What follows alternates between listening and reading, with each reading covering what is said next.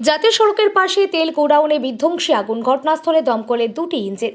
হলদিয়া মেছেদা 116 নম্বর জাতীয় সড়কের নন্দকুমার থানার বাখরাবাদ এলাকায় একটি তেল গোডাউনে বিধ্বংসী আগুনের ঘটনায় চাঞ্চল্য ছড়িয়েছে। জানা গিয়েছে, এদিন সকাল 10:30 নাগাদ গোডাউনে আগুন লাগে। দাহ্য পদার্থ মজুদ থাকায় আগুন ছড়িয়ে পড়ে, মুহূর্তের মধ্যে বিধ্বংসী রূপ ধারণ করে। ঘটনাস্থলে দমকলের দুটি ইঞ্জিন আগুন নেভানোর কাজ শুরু করেছে। ঘটনাস্থলে বিশাল পুলিশ ও কেন্দ্রীয় বাহিনী হাজির হয়েছে।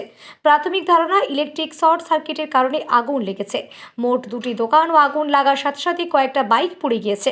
এলাকায় চাঞ্চল্য ছড়িয়েছে। নন্দকুমার থানার পুলিশ ঘটনাস্থলে তদন্ত শুরু করেছে। জানা গিয়েছে, কাটিং তেল মজুত করা ছিল, অবৈধভাবে কাটিং তেল বিক্রি করছিল। একটা কল দেওয়া হয়, এসে প্রাথমিকভাবে যেটা দেখলাম যে আগুন জ্বলছে। তো প্রাথমিক অনুমান ওই টোটোর যে চার্জিং করেছিল ওই চার্জিং পয়েন্ট থেকে ইলেকট্রিক শর্ট সার্কিট হয়ে সম্ভবত আগুনটা লেগেছে। তারপরে আমরা মোটামুটি টোটাল আগুনটাকে কন্ট্রোল করেছি। এখন আপাতত 95% আন্ডার কন্ট্রোলে। কিসের দোকান ছিল? আমাদের অনুমান এখানে হচ্ছে একটা হচ্ছে জল তৈরির একটা কারখানা, আর পাশে কিছু মিসলেনিয়াসের স্টক ছিল, godown, various type of materials থাকতে পারে। এখন পুরো না দেখলে আমি বলতে পারছি না। স্থানীয় পাবলিক বলছে এখানে তেল ছিল, কাটাই তেল ছিল। সেটা আমরা এখন প্রাথমিকভাবে কিছু বুঝতে পারছি না, তবে কাজ করার পর বোঝা যাবে যে কী ছিল না ছিল।